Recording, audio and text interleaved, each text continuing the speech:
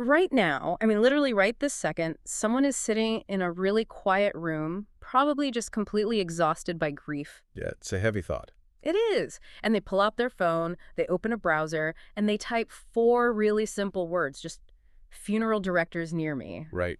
And in that exact moment, there is this incredibly high stakes digital auction taking place.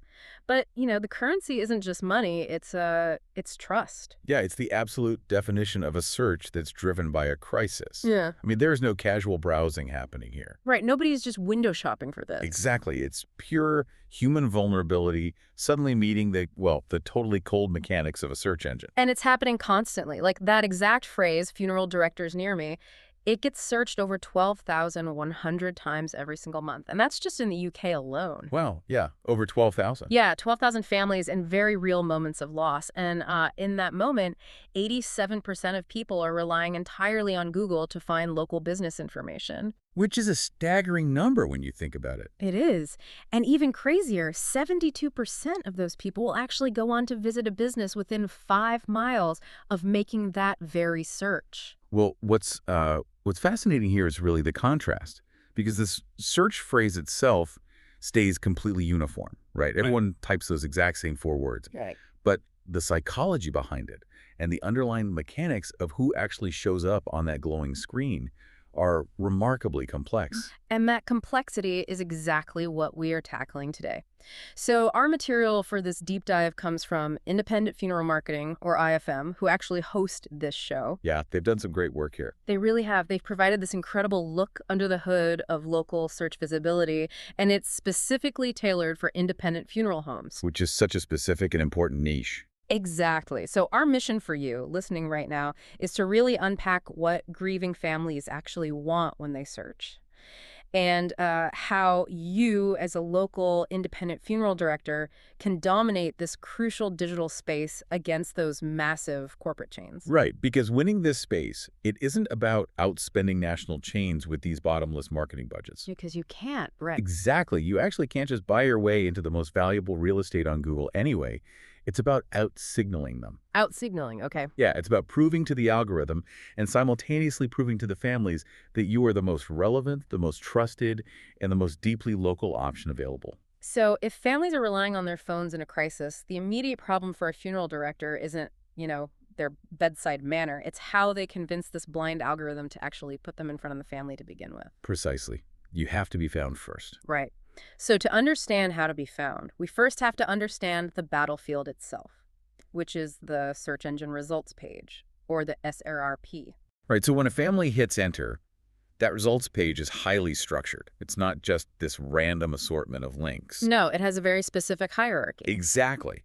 At the very top, totally dominating the visual hierarchy of a mobile screen, is what Google calls the local pack, or some people call it the map pack. Right. It's that block of 3 business listings sitting right under a map, and it shows star ratings, addresses, phone numbers, all the immediate stuff. Yeah, and according to the IFM data, those 3 map listings capture about 44% of all clicks. 44%? Wow. Yeah, they just entirely overshadow the traditional organic blue links further down the page. Which makes sense. I mean, if you think about the user experience of someone in distress, they aren't scrolling. Right. They see the map, they see 3 options with high star ratings, and they just make a decision. Because the organic links below the map require this level of cognitive effort that a grieving person, frankly, just doesn't have at that moment.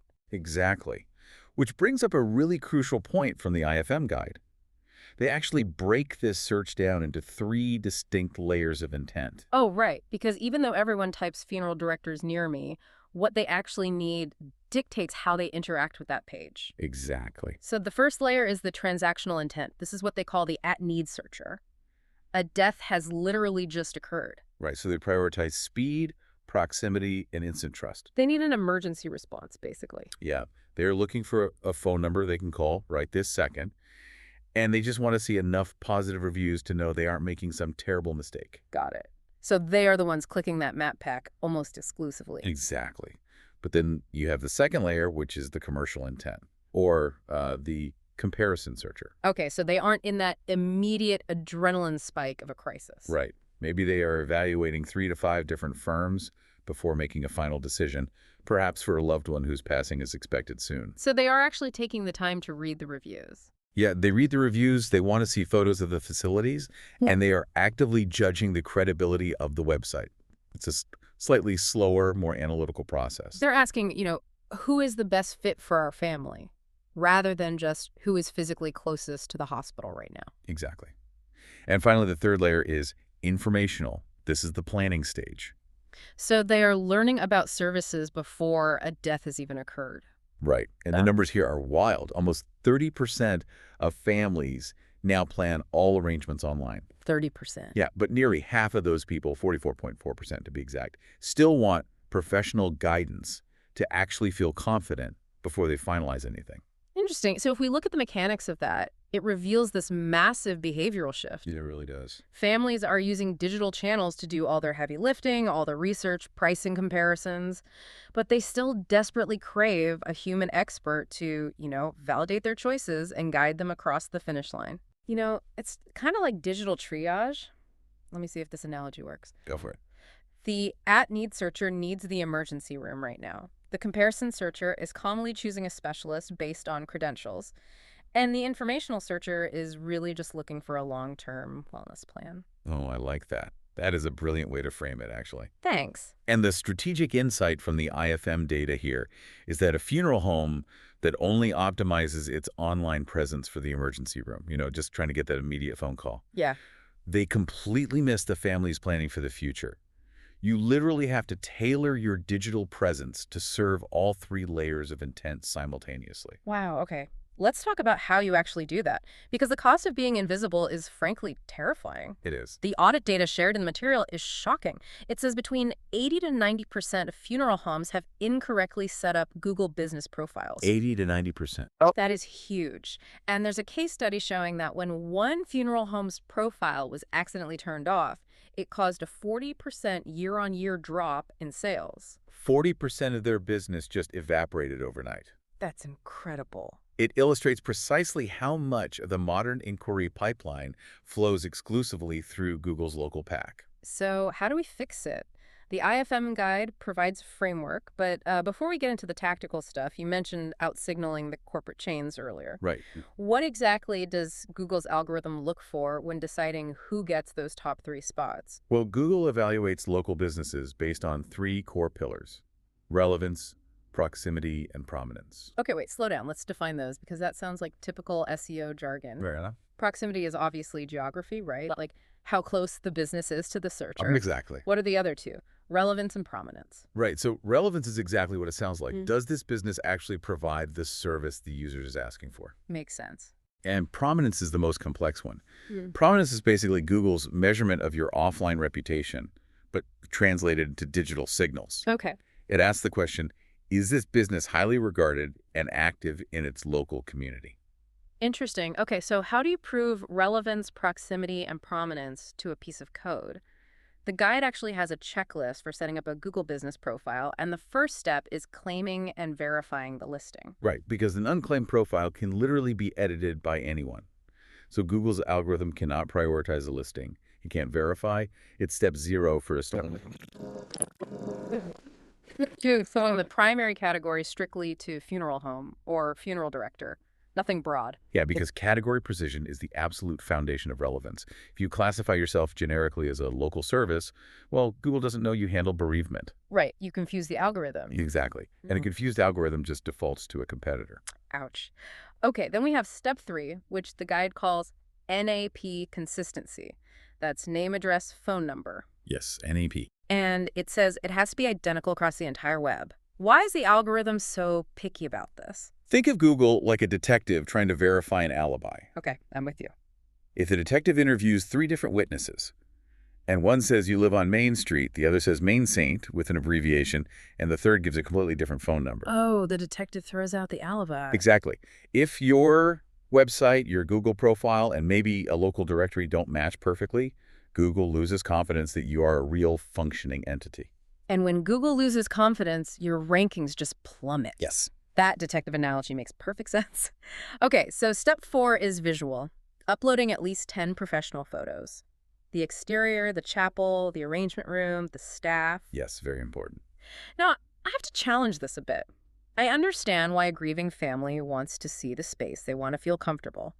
But how does uploading a photo of a sofa in an arrangement room help you rank higher on Google? I mean, does the algorithm have eyes? Well, actually, yes, it does. Wait, really? Yeah, Google uses Vision AI to scan uploaded images and categorize what's in them, matching those images to user intent. That is wild. But more importantly, photos drive a metric called dwell time. Dwell time. Okay. Yeah, when a family clicks your profile and swipes through 10 comforting professional photos of your staff and your facilities, they spend more time on your listing. And Google tracks that. Exactly. Google tracks that engagement. High dwell time signals to the algorithm, hey, this profile is highly useful to the searcher. That behavioral data directly boosts your prominence. Ah, so it's this feedback loop. The photos keep the human engaged, which tells the machine you are valuable. You've got it. That leads right into the final checklist item, which is publishing at least one Google Business Profile post per month, like community events, notices, charitable activities. Again, keeping the profile active so Google knows the lights are on. Precisely. You are establishing digital proof of your real-world existence. You know, I look at this technical checklist and I have to push back a little. It feels very clinical. I mean, we are talking about an industry built entirely on profound human empathy, right? On care and walking alongside people in their darkest moments. Yeah, absolutely. And here we are talking about making sure street is abbreviated correctly so a detective algorithm doesn't penalize you. It just feels disconnected. It is a completely valid frustration, and frankly, it's where a lot of independent directors just throw their hands up. I can imagine. But remember the three pillars: relevance, proximity, and prominence. The technical checklist, the categories, the precise address, that handles relevance and proximity. That just gets you onto the playing field. Yeah. But it's the third pillar, prominence, that actually wins the game. And prominence is entirely about human connection. And that leads us perfectly into the power of reviews and what IFM calls the independent advantage, because a technically perfect Google profile might get you onto the map, but it's your reputation that actually earns the phone call. Exactly. And this is where the narrative that independent firms can't compete with massive national chains completely falls apart. Yeah, this stat in the guide blew my mind. It says the keyword difficulty for the phrase independent funeral directors near me is just 20 out of 100. Right. Wait, can you explain what keyword difficulty actually is? Because a 20 out of 100 makes it sound like the door's just wide open. Right. So keyword difficulty is this metric that SEO tools use to estimate how hard it is to rank on the first page for a specific phrase. Okay. It usually looks at how many massive authoritative websites are already dominating those spots. So a score of 20 means there is very little high authority competition. Wow. The corporate giants just aren't locking down the local search terms as effectively as you might think. Independent firms absolutely can consistently outshine corporate giants like Dignity or Co-op Funeral Care. Because the local pack is not a budget competition. Exactly. You cannot buy your way into the top 3 map spots with traditional ad spend. You have to earn it through prominence. And the lifeblood of prominence is the review ecosystem. Right. And the guide outlines a very specific process for local Google reviews. It suggests requesting them a few days after an arrangement is complete. Obviously not immediately. Right. Timing and tact are everything. Yeah, doing it via a handwritten note or a thoughtful email or a text message. And the data actually backs this up.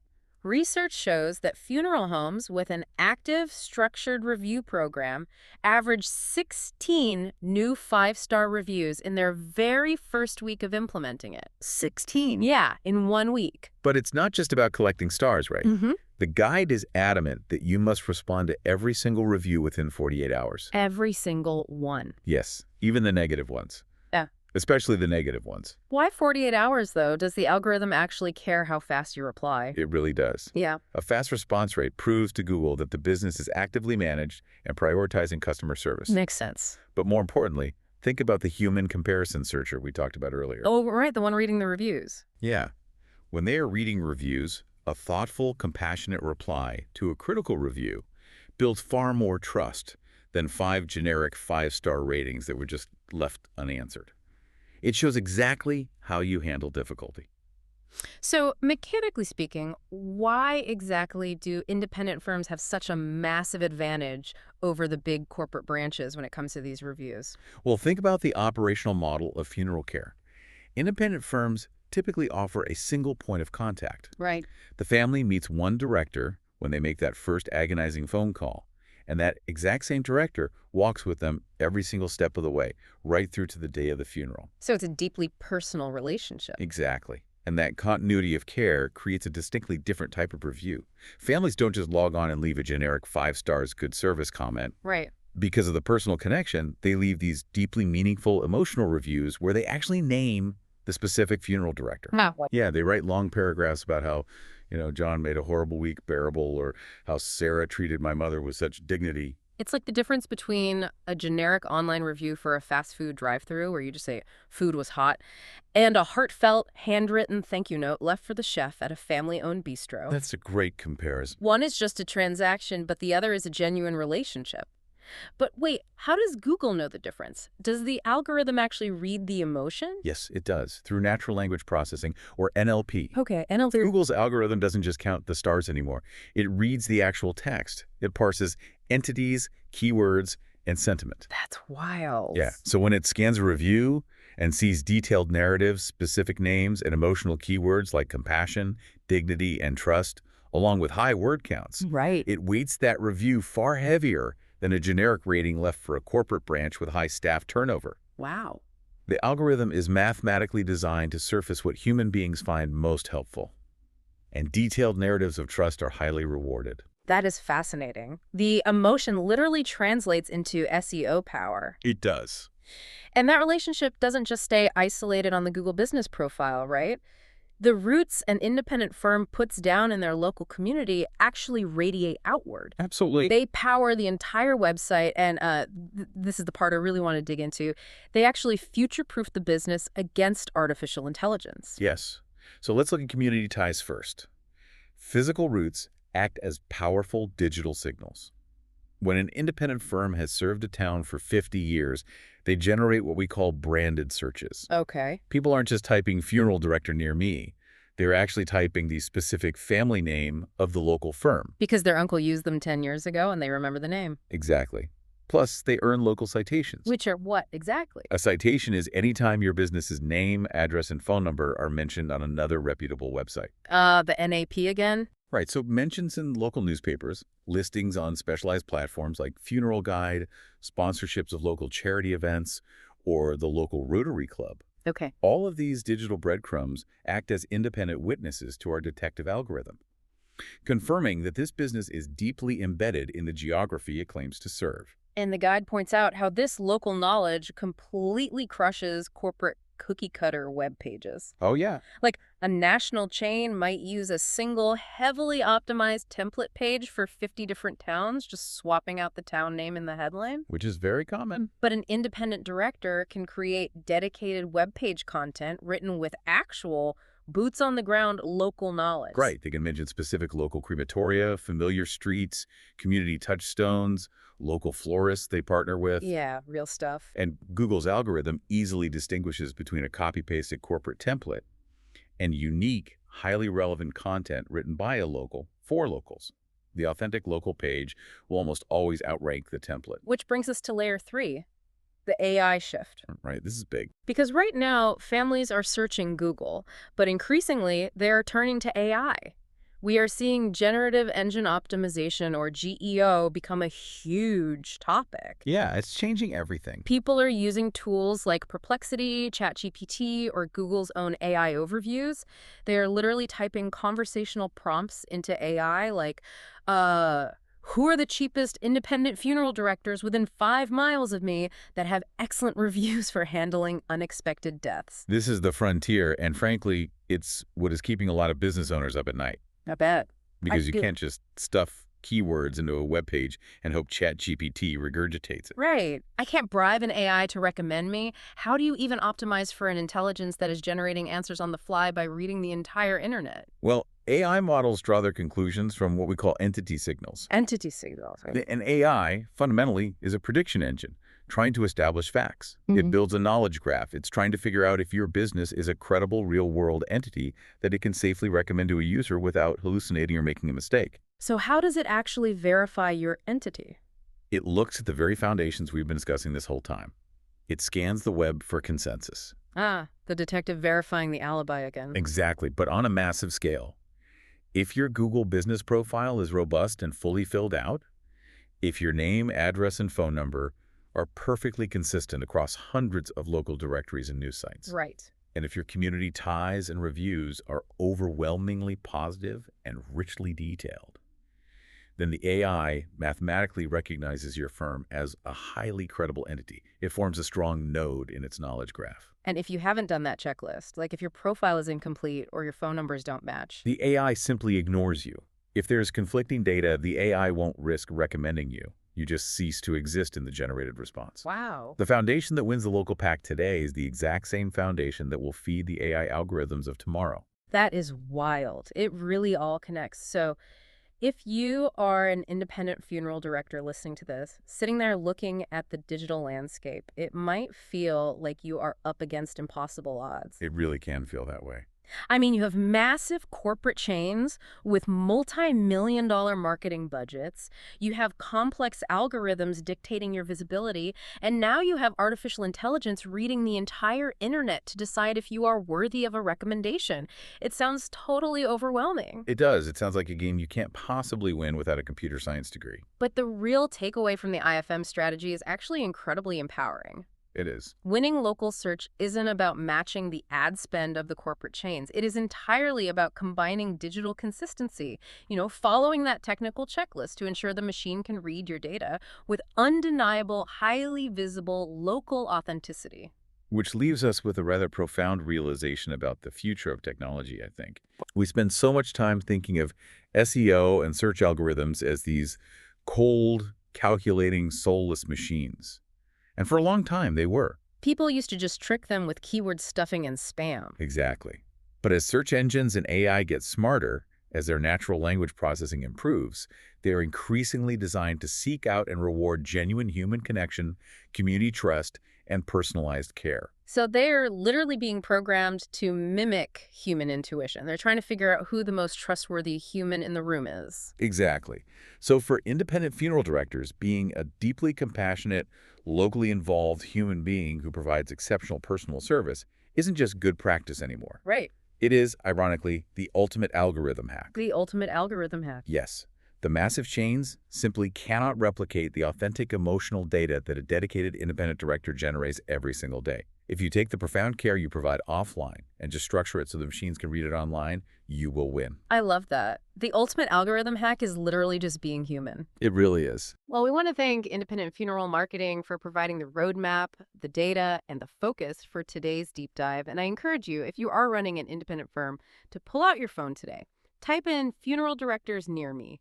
Look at your own digital presence through the eyes of that family sitting in the quiet room, reaching out in the dark, just looking for someone to trust. Make sure you're actually there to meet them. Thanks for joining us.